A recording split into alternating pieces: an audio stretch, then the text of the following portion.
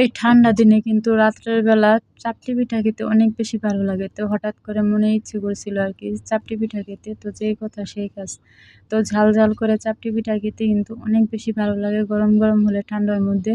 তো এখানে নিছি আমি হচ্ছে চালের গুঁড়া আর আটার সাথে মিশিয়ে এড করে নিছি। কারণ আমি সবসময় আটা চালের গুঁড়া একসাথে মিশিয়ে নিই, কারণ এটা আমার কাছে ভালো লাগে। মানে সবকিছুতেই কিরকম একটা মচমচে ভাব হয় আর মানে আরকি নরম লাগে। তো যাই হোক, সুন্দর করে এগুলো আমি সব ধরনের মসলা আমি ব্যবহার করছি। আমি যা, যা মসলা ব্যবহার করি। আর একটু ঝাল বেশিয়ে দিছি। তো সবগুলো এখানে আমি গুলে নিছি ঘরের মধ্যে। তো এখানে আমি রান্নাঘরে চলে আসছি। রান্নাঘরে চলে এসে আমি চুলার মধ্যে এটা বানিয়ে নিব। কারণ গ্যাসের চুলার মধ্যে সুন্দর হয় না। আর রিল্যাক্সে রান্নাটা করা যায় আরকি মাটির চুলায়, কিন্তু ঘরের মধ্যে হয় না। যাই হোক, আমি একটু দিছি একটু খাসির তেল আরকি, গরু যেহেতু আমি খাই না। তো এখানে আমি খাসির তেল দিছি যাতে খেতে একটু ভালো লাগে, অনেক ভালো লাগছে।